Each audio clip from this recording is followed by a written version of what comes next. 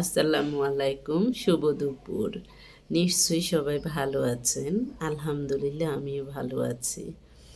আজকে আমি আপনাদের সাথে শেয়ার করব এমন একটি বিষয় যেটা ছোট বড় বৃদ্ধ সকলের জন্য কাজে লাগবে।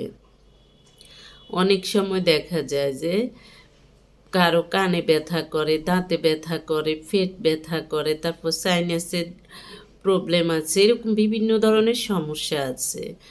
সমস্যা দেখা দেয় হঠাৎ করে। সমস্যা দেখা দিলেই আপনি ডাক্তারের কাছে দৌড়ে যাবেন না। কারণ কিছু কিছু সমস্যা আছে যেগুলো আপনি প্রাকৃতিক উপায়ে সমাধান করতে পারবেন।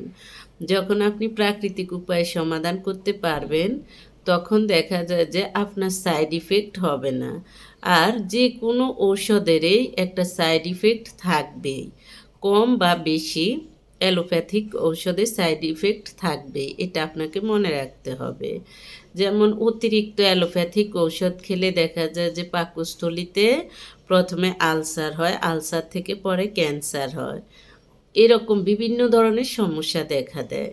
তাই যে কোনো সমস্যার জন্য, ছোটোখাটো সমস্যার জন্য চেষ্টা করবেন যে প্রাকৃতিক উপায়ে সমাধান করার জন্য।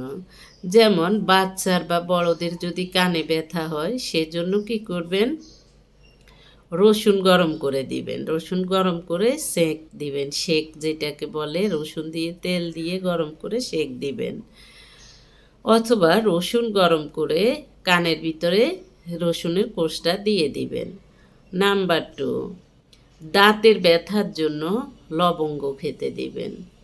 নাম্বার 3, পুরনো যে কোনো ব্যথা যদি আবার দেখা দেয়, সেক্ষেত্রে হলুদের রসা হালকা গরম করে দিয়ে দিবেন। তারপর হলো পেট ফাঁপার জন্য, যদি কারো পেট ফাঁপা থাকে, পেট ফাঁপার জন্য আনারস খাওয়াবেন। সাইনাসের ব্যথার জন্য সজনে পাতা খাওয়াবেন। আমার দেখা যায় যে গ্রামের দিকে এটাকে মানুষ অনেকেই সাজনা বলে, শুদ্ধ ভাষায় সজিনা বলে। সজিনা পাতা খাওয়াবেন। তারপর হলো আঘাতের ব্যথার জন্য আপনি পানির সেক দিবেন, গরম পানির সেক দিবেন। জয়েন্ট ও হাঁটু ব্যথার জন্য আপনি কি করবেন, সেক দিবেন, লবণ দিয়ে পানি গরম করে সেক দিবেন। অথবা তেলের মধ্যে বিভিন্ন রসুন এগুলো গরম করে, কালিজিরা এগুলো গরম করে আপনি সেক দিবেন।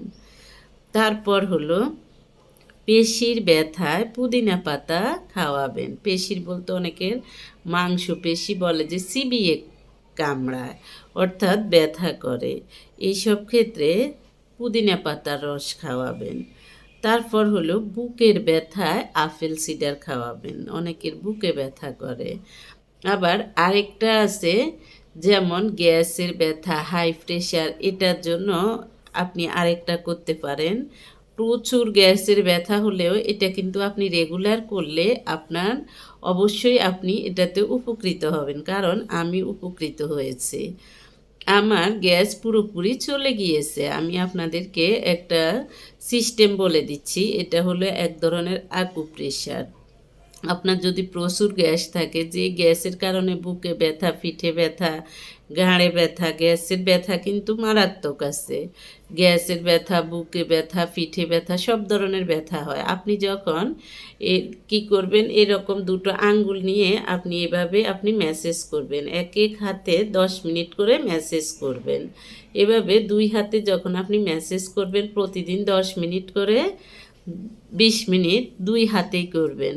করার পরে আপনি দেখবেন আস্তে আস্তে আপনার গ্যাসের সমস্যা পুরোপুরি দূর হয়ে গেছে। আমি এর জন্য উপকার পেয়েছি। এটা করে আমি প্রচুর উপকার পেয়েছি। আমার দেখা যায় যে গ্যাসের ব্যথা ছিল, বুকে ব্যথা ছিল। গ্যাসের ব্যথার কারণে ডাক্তাররাই বলেছে যে বুকে ব্যথা, পিঠে ব্যথা ছিল। কিন্তু আলহামদুলিল্লাহ এখন আমার গ্যাসের ওষুধ খেতে হয় না। আমার সব ধরনের গ্যাসের সমস্যা চলে গেছে। এখনও হালকা পাতলা গ্যাসের সমস্যা দেখা দিলে দেখা যায় যে আমি এই ম্যাসেজটা করি।